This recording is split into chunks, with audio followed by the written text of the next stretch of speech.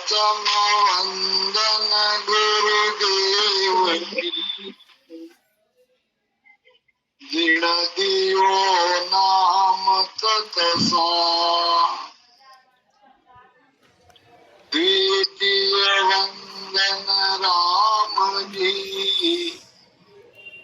जिण मेट्या परम विकार।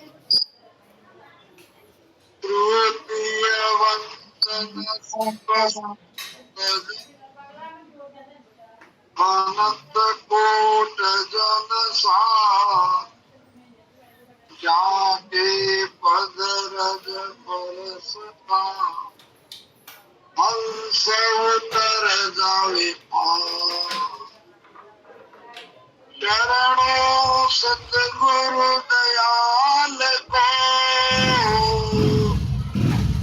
मुख हृदय हरि नाम। नित प्रति संगत साधकी जीवन मुगत सुख राम। अनंत सुख सम्राट आदि सद्गुरु, सर्व आत्माओं के सद्गुरु, सर्व सृष्टि के सद्गुरु सद्गुरु सुखराम जी महाराज धन्य हो। अनंत कोटि सत स्वरूपी संतान धन्य हो। मिशन सत्संग द्वारा पर आयोजित इस लाइव सत्संग में जुड़े हुए विभिन्न प्रांतों के मेरे रामस्नेही भाई बहनों को मेरा राम राम सा। आपके चरणों में मेरा कोटि कोटि दंडवत प्रणाम। सबसे पहले तो मैं हमारे होस्ट का जो ये गूगल मीट पे लिंक डालते हैं उनका हृदय से मैं उनको धन्यवाद देता हूँ कि आज उन्होंने गुरु महाराज की सेवा का अवसर मुझे दिया। अकोला से 30 किलोमीटर दूर हमारा एक रामस्नेही परिवार है। कल से उनके यहाँ सत्संग चल रही है। आज उत्सव भंडारा हो चुका था, फिर भी मैंने उनको कहा कि आज लाइव सत्संग है संयोग से। तो उनका नाम है नारायण राव जी चौहान। उनके पिताजी बहुत पुराने रामस्नेही थे। बहुत बढ़िया परिवार है, सभी इस धर्म से जुड़े हैं। उन्होंने मुझे रोक दिया, आज यही रहो, कल कटक जाना है ओडिशा। तो मैं अपनी गाड़ी से आपको स्टेशन पे पहुंचाने लगा हुआ। नहीं तो मैं रामेश्वर के यहाँ रुक ही रहा था, वैसा प्रोग्राम पहले से ही तय। तो नारायण राव जी के परिवार का भी मैं हृदय से उनका भी आभारी हूँ। आइए गुरु महाराज के ज्ञान को समझने का और धारण करने का प्रयास करें। सतगुरु क्यों कर जानिए वेद बताओ ज्ञानी तो सुख राम कहे नाना विद का जो। आप सभी रामस्नेही धर्म से जुड़े हो और वेद से मिलन भी कर रहे हो। आप सबको ये पता है कि इस धर्म धर्म का मूल है सदगुरु। क्योंकि सत्स्वरूप मिलन को सिद्ध, वे प्रेम नेम बिना भारी दे। सत्स्वरूप की प्राप्ति तभी हो सकती है जब किसी सदगुरु से हमारा प्रेम लग जाता है, सदगुरु से हम जुड़ जाते हैं और उनके निजमन की मेहर चाहिए। सदगुरु की निजमन की मेहर जब तक शिष्य पर नहीं होती है, वह कुदरत कला नेचर जागरूक होता ही नहीं। अब प्रश्न यह है कि सदगुरु को पहचानेंगे कैसे? सदगुरु क्यों कर जानिए, वेद बताओ मैं। महाराज कहते हैं कि कोई मुझे इस बारे में बताओ। जब सब सदगुरु के हाथ में है, उनके कृपा पर ही निर्भर है, तो हम और आप ऐसे सदगुरु तक कैसे पहुंचे? क्या परीक्षा है? क्या सदगुरु कोई विशेष है या उसके बाहर के पहराव से उसने वेश पहन रखा है, या उसके बाल बड़े हुए हैं, दाढ़ी बड़ी हुई है? कैसे पहचानोगे? क्योंकि बिना सदगुरु की पहचान किए कोई शरण में जा ही नहीं सकता। हाँ, ज्ञानी की पहचान होती है, ज्ञानी की पहचान ज्ञान से होती है। सत्संग में जाके उनका ज्ञान सुनने पर ये समझ में आ जाता है कि ये 3 लोक का हद का ज्ञान दे रहा है, ये ब्रह्म पद का ज्ञान दे रहा है, ये स्वरूप का ज्ञान दे रहा है, कि ये वेदांती है, वेदों का ज्ञान देने वाला है, कि ये गीता पे बोलने वाला है, ये शास्त्र का ज्ञाता है।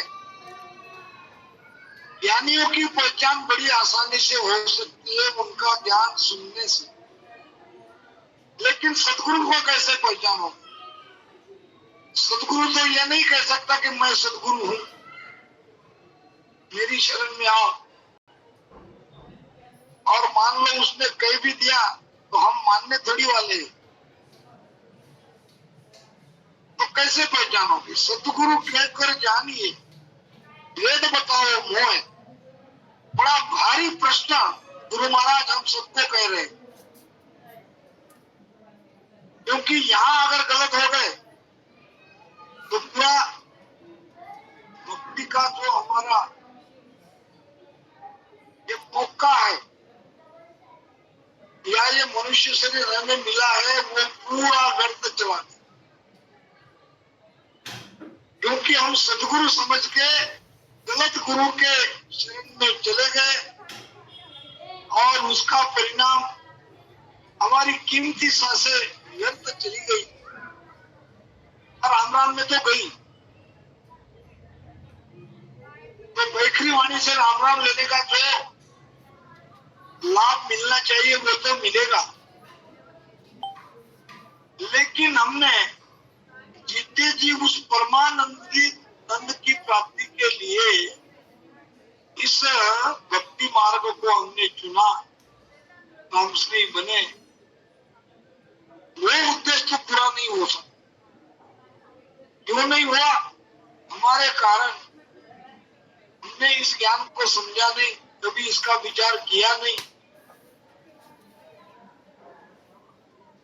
भीड़ जहां ज्यादा है वहां हम चले गए। सभी लोग इस गुरु को मान रहे क्या, तो चलो उनको हम भी मानते। जहां ज्यादा भीड़ है क्या, वहां चले गए। दुनिया की यही रीत है, दुनिया भीड़ के पीछे जाती है, बल्कि ये बात हमको विवेक से सोच विचार कर समझ कर शरण में जाना चाहिए। महाराज कहते हैं एक भजन में,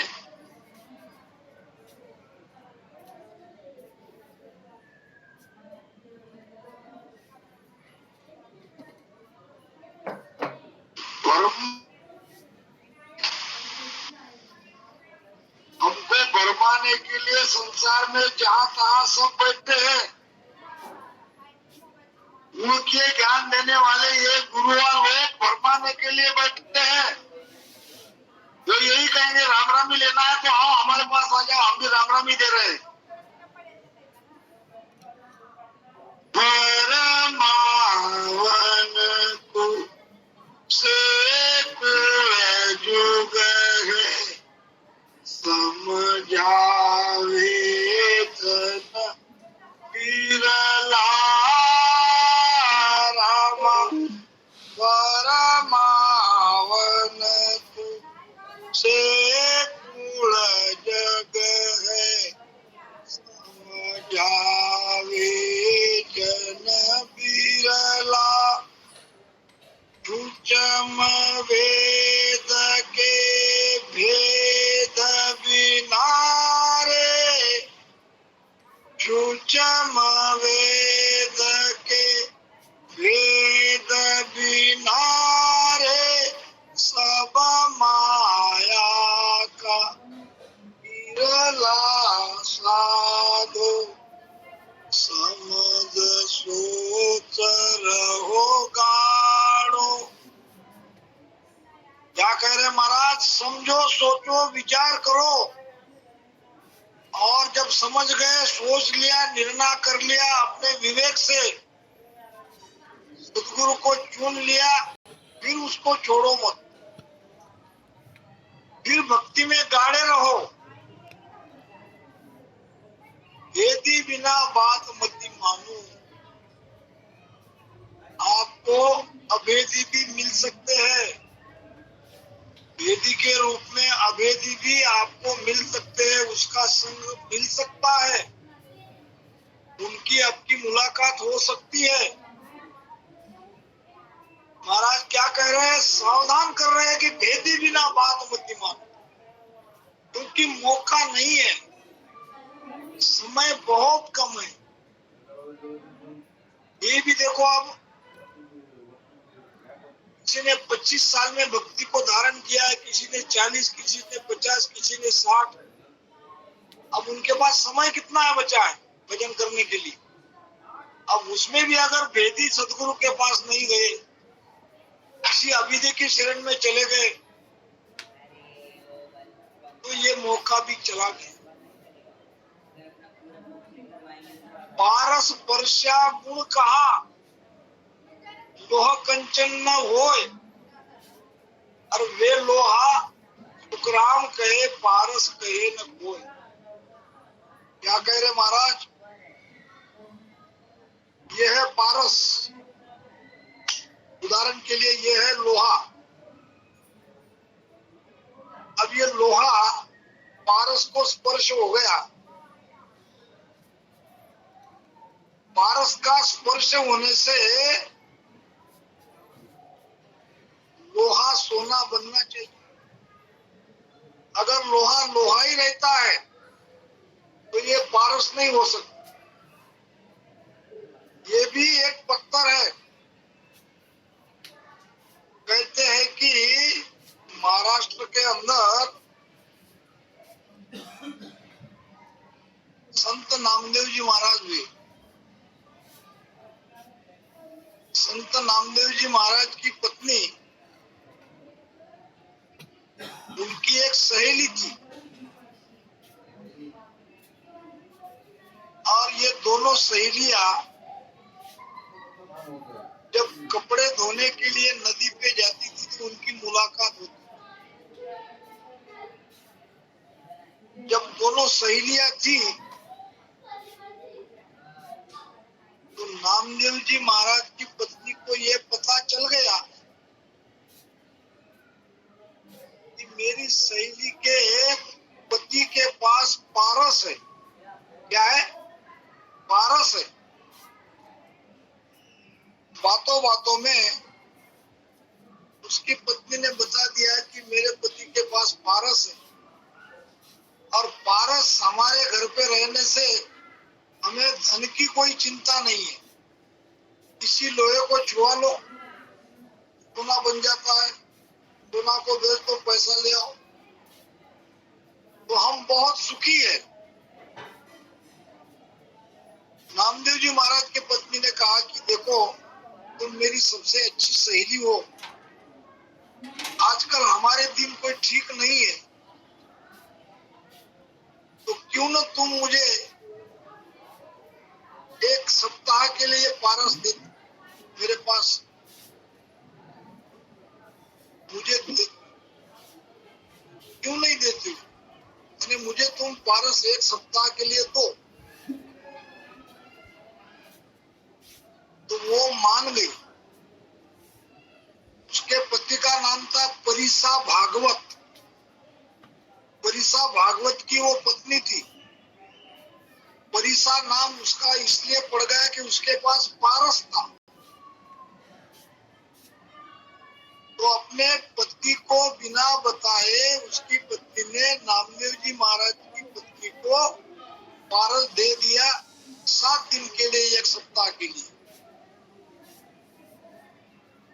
अब पहले ही दिन वो लोहे को छुआ रही थी, इतने में नामदेव जी महाराज ने देख लिया। पूछा कि ये क्या कर रही हो? नामदेव जी महाराज की पत्नी कहने लगी, तुम्हें तो कोई घर की चिंता नहीं है, रात दिन परमात्मा के ध्यान भजन में तुम गर्क रहते हो, घर का खर्चा कितना होता है, कैसे चलाना पड़ता है, ये तुम्हें कोई चिंता नहीं है। इसलिए मैंने मेरी सहेली के पास से ये पारस लाई हूँ, और इससे मैं सोना बना के घर का खर्चा चलाना चाहती हूँ, हमारी जो दरिद्रता है वो मिटाना चाहती हूँ। नामदेव जी महाराज ने कुछ नहीं कहा, अपनी पत्नी की नजर बचा के पारस को नदी में फेंक दी। अब जब उसकी पत्नी पारस ढूंढने लगी, पारस कहीं मिला नहीं। कहाँ रखा? यहाँ ही रखा था, यहाँ नहीं है, वहां नहीं है। सारा घर उसने छान लिया, कहीं पारस था नहीं।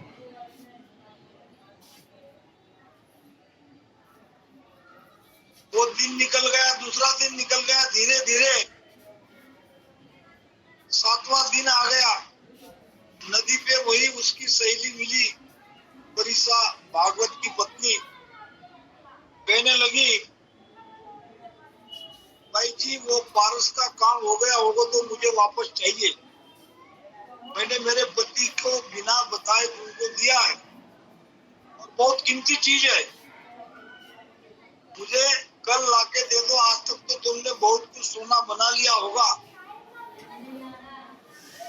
अब वो चिंता में पड़ गई, कैसे कहे, क्या कहे, बताना तो पड़ेगा। कहा कि उस पारस को मेरे पति ने नदी में फेंक दिया। नदी में फेंक दिया। अब मेरे पति को मैं क्या जवाब दूं? वो तो मुझे घर से निकाल देंगे। ये क्या किया तुमने? मैंने अच्छी सहेली समझ के इतनी कीमती चीज तुम्हें दी, तुम्हारे भलाई के लिए। सॉरी बोला। वो कहने लगी, मैं क्या करूं? घर जाके नामदेव जी महाराज की पत्नी रोने लगी। नामदेव जी महाराज ने कहा, क्या हुआ? आपने वो पारस नदी में क्यों फेंका? मेरी सहेली से लिया था, आज मुझे वो मांग रही है। 7 दिन के लिया था, उसका लाभ तो कुछ कर नहीं सकी, अब वापस देने का समय आ गया, तुमने उसे नदी में फेंक दिया। अब मैं क्या करूं? क्या जवाब दूं?